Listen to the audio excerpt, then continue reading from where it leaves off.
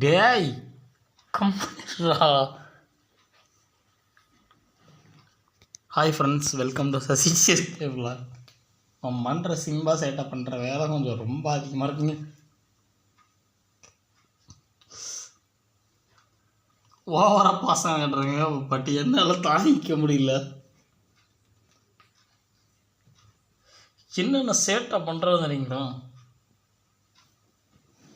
அமைதியே படுத்துக்க மாதிரி தெரியுங்களா? கம்மன் இருக்கு கூசுது. டேய் மண்ட தடைய கம்மன் இருறா. டேய் கம்மன் இருப்பியா இருக்க மாட்டியாடா? டேய் சொல்கிற பேச்செல்லாம் கேட்பாங்க. நான் இன்றைக்கி என்னமோ ஓவராக பசங்க கட்டிகிட்டு இருக்கான். எதுக்குன்னு எனக்கும் தெரியல. ஏதோ ஐஸ் வைக்கிறானோ என்னன்னு தெரியல. டேய் நீங்களே பாருங்க. டேய்னு மாதிரினா கம்மன் இருக்கான். எனக்கு கம்மனே விட மாட்டேங்கிறான்.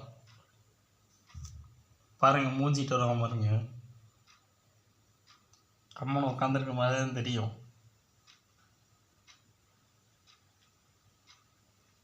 நான் எதுவுமே பண்ணலப்பா, கம்மன் படுத்துருக்கேன்.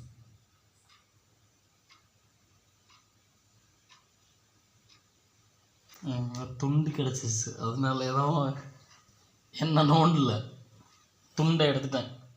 துண்டை நம்ம கழுத்துக்கு முன்னாடி போட்டிருக்கோம். துண்டு வாசம்னு வேற நினைப்பீங்க.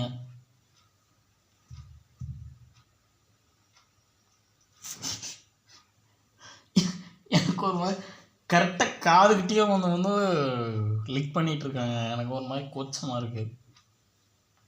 நம்ம பண்ணுற சேட்டை ரொம்ப ஓவராக இருக்குது.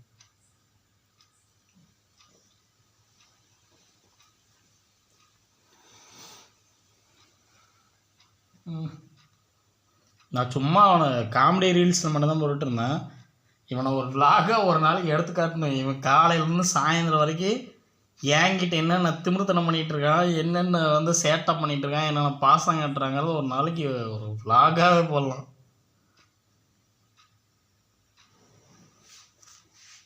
இவனை பற்றி கம்ப்ளைண்ட் பண்ணாவும் புரிஞ்சுக்கிறாங்க. சிம்பா